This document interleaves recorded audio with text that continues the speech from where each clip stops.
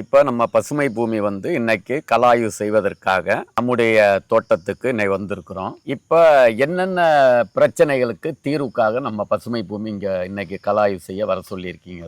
இதில் வந்து நான் எப்படி இதெல்லாம் தொடர்ந்து இந்த புல்லெல்லாம் பராமரித்து நம்ம உழலாமா உழக்கூடாதா, அப்புறம் வந்து இந்த சின்ன இப்போ பாலை வர்ற பிள்ளைங்கள்லாம் அடிக்கடி பூச்சியால் சாகுது. பல விஷயமா நல்லா இருக்கு வந்து மொத்தமாக எங்கே பூச்சி எப்படி உள்ள போகுதுன்னே தெரியல. அப்புறம் வந்து இதுக்கெல்லாம் என்ன மாதிரி ஊட்ட மருந்து இந்த கொடுக்கறது, எப்போ கொடுக்கறது? இப்போ தென்னங்கன்று போட்டு 5 வருஷம் இருக்குமா? ஆமா, மரம் வந்து உங்களுக்கு 5 வருஷத்துக்கு மேற்பட்ட வளர்ச்சி. இதில் வந்து இப்போ பாலைகள் வர ஆரம்பிச்சிருக்கு.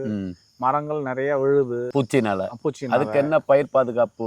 எதுவுமே நாங்கள் இது வரைக்கும் செய்யலை. எங்களுக்கு பிரச்சனை அந்த களைப்பாதி, அந்த பூச்சி. திடீர்னு பாலை வர்ற மரம் பார்த்தீங்கன்னா திடீர்னு சாயும். ரொம்ப கஷ்டமா இருக்கும். அதுதான் பிரச்சனை. அதிகம் அந்த குறும்பைகள் கொட்டுது. அதுக்காக தான் அந்த மேலே காரணம் அந்த இது என்ன சார், மரநாய்க்காக என்ன செஞ்சேன், அந்த தகடு கட்டினேன்.